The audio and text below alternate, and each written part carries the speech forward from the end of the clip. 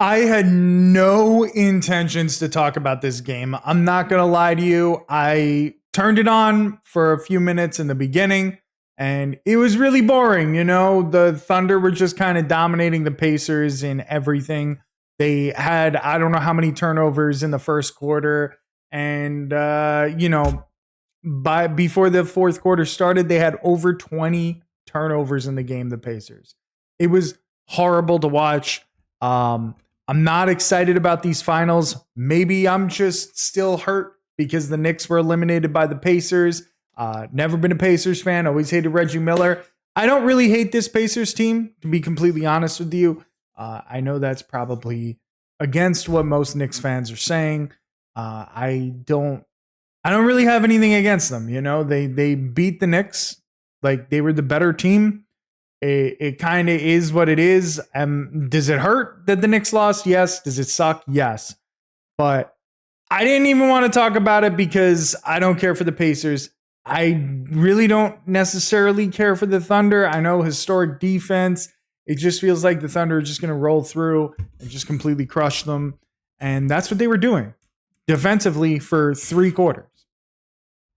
But this Pacers team just has something special going on. I don't know what it is. They don't ever give up. You see, like, the Knicks didn't give up in the playoffs either. But the Knicks didn't really necessarily have the talent and the depth to get the job done. But the Pacers do. The Pacers do. Tyrese Haliburton doesn't give up. And of course, Tyrese hit that absolutely fucking insane shot at the buzzer. It was a horrible shot. There was a defender all over him. It was a long 2. It was just kind of a bad decision, except that it's not a bad decision because it's Tyrese Haliburton and he is just super clutch, and he's been probably the most clutch player in the playoffs. Definitely the most clutch player in the playoffs. Okay? He maybe wasn't the most clutch player during the regular season necessarily. That still goes to Jalen, but he has been the most clutch player in the playoffs. Absolute stud, absolute superstar. Okay?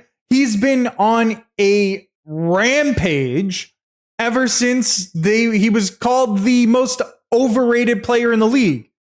It's clear that Haliburton is not overrated. It's clear that he is a star. He is a fucking stud in the NBA. And the most interesting part about Haliburton is that he's a star that's not selfish. He doesn't necessarily have to put up 1,000,000 points in a game. He is just sort of a guy that can lead the team by dishing the ball, by playmaking, by coming through with maybe some defensive play here and there. He's not as defensive as the rest of the guys on the team, obviously, but he does always seem to hit those clutch shots. It doesn't matter what else he's done throughout the game. He's always hitting like the most important shot of the game. And it's incredibly impressive to do that against the best defense in the league. They were losing by 10. The Pacers were losing by 10 most of the game. Most of the way through, they were just losing by double digits. It was absolutely wild. To make such a huge fourth quarter comeback was incredible. Incredible. Credit to all those guys. Credit to Nembhard, who hit a big 3. Did Nesmith hit a big 3? I forget. Somebody else hit another big 3. Maybe I should pull up the clips and take a look at it in a little bit. But this is kind of just my off the cuff reaction to everything. Because then, of course, they're down by 1. The ball is in Tyrese Haliburton's hands. There's, 8 seconds left on the clock, whatever it is. And he takes this like off balance long 2-pointer with the defender in his face and just drops the shot, just drills the shot right there with 0.3 seconds left on the clock. The Thunder couldn't do shit about it. And that was it. The Pacers stole game 1 in Oklahoma City. Absolutely fucking incredible ending to the first game of the finals. What otherwise would have been an incredibly boring game. Just not a lot was happening. All of a sudden, the Pacers made it a classic by making a huge comeback. It makes me feel less bad about the Knicks losing to them. Not that I didn't know that they were an amazing team, because I did know that. I did believe that. I tried to tell Knicks fans before this series happened that the Pacers could win this. Like, this is not some like easy, we're going to just destroy them series. Because a lot of Knicks fans believed that. Because, I don't know, maybe they just didn't watch the Pacers. Maybe they weren't paying attention to last year's playoffs. Because even though they got crushed by the numbers in Boston last year in the Eastern Conference Finals, I believe it was 4-1. Every single game was super close. This was a team that has been ready for the past 2 years to take the step to the next level. And it's important to not ignore that in these situations, because that's when, you get a little too cocky. I'm not saying that this is what happened with the Knicks. This isn't necessarily what happened with Tibbs, but it certainly is what happened in the fans' minds. It was certainly like the fans thought this was a nice, easy series that we were going to win. And we got fucking whooped. We got absolutely fucking clapped. And now they're against the Thunder. And the Thunder were supposed to come in and just sweep them. That's all I heard from Thunder fans, were that they were going to sweep them. They were going to sweep them. They were going to sweep them. Now, all that being said, that doesn't mean that I think the Pacers are going to win the series, because I don't. I still think the Thunder are going to win. All right. The Pacers had an incredible comeback. They did win by 1 point. They did steal game 1 on the road, which is incredible. But the Thunder are still a historic defense, and they looked like the better team for 3.5 quarters throughout that game. All right. The Thunder are not to be trifled with. My prediction before this series was that the Pacers would steal game 1. I felt like the Pacers would steal game 1. I felt like the Thunder wouldn't be prepared for them. They wouldn't be prepared to run this like very fast offense that the Pacers run, with a lot of fast breaks and really good defense and whatever. Not that the Thunder couldn't handle it, but that they just wouldn't be ready for it in the first game. Although the Pacers won, I was still wrong. That's not the reason that the Pacers ended up winning. That's not the reason that the Thunder ended up losing. The Thunder more than held their own. They were the better team for most of the game. They really were. They were prepared. They were pretty well prepared. It's just that they missed some shots, some big shots at the very end in the fourth quarter, towards the end, and the Pacers hit those big shots. And then obviously Tyrese hit the biggest shot. So I still have the Thunder winning. I said that the Pacers would steal game 1 and then the Thunder would win 4 out of the next 5 games.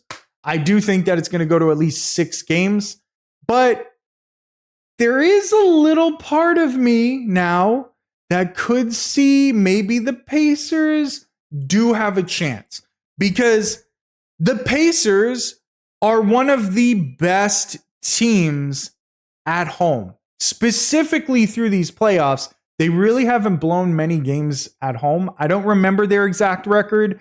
I believe at some point they were like 7-2 during the next series, or 9-2 or something when they went home during that series.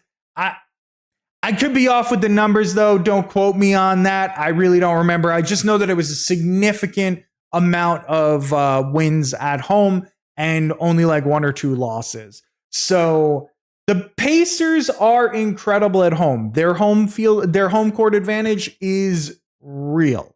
It is real. So now they stole 1 game from the Thunder. You might be able to think to yourself, you might be able to convince yourself, hey, maybe the Pacers can win 3 more at home. Now home field advantage doesn't matter because they did steal that away from the Thunder. If anything, the Thunder just no longer have home field advantage. Now they have to win one in Indiana. So it's interesting to think. I'm not going to count out this Pacers squad. I refuse to count them out. Too many times in my mind, game 1 against the Knicks, I counted them out of that game and they made like a 20-point comeback in like 35 seconds. Obviously, that's a little bit of an exaggeration, but that is the trauma that I felt. You know, I have PTSD over this Pacers team, and they really are like the comeback kings. They really, really fight tooth and nail every possession, especially at the end of games. They are an incredible, incredible team. They are not a team to be trifled with. They are not a team to be slept on. I still think the Thunder win in 6 games. But I'm leaving the door open for the Pacers, man. Because what a story. What a Cinderella story for if the Pacers end up winning. Again, not a Pacers fan. I hate the Pacers historically. But man, do I love the NBA. And boy, was that ending fucking incredible. So I am looking forward to game 2 now. All right. I am looking forward to seeing what happens next. I want to see how the Thunder respond. Are they going to just blow the Pacers out? Because that I could see happening. Or is it going to be a really, really tight game that maybe the Pacers steal? Now, if the Pacers steal game 2 also, I think it's over. I think the Thunder are done. But I don't think that's going to happen. I think the Thunder are going to come back. They're going to have a big time game 2. I think there's a chance they win by double digits. But again, hard to say because it's hard to count out the Pacers. As long as they got Tyrese Haliburton in there, as long as they got their crazy defense in there, because I'm telling you right now, the Pacers defense is incredible. I know the Thunder are number 1, but the Pacers, they can keep up with them defensively almost like they really, really just about can. So this might be a little bit more exciting a series than I expected. I was expecting a quick 4-5. I was expecting a quick 5-6 game series for the Thunder where the games wouldn't really be that close. But we already got a Pacers game 1 win. So looking forward to game 2. If you enjoyed the video, give it a thumbs up. Subscribe to the channel. I appreciate you watching. I'll catch you on the next video.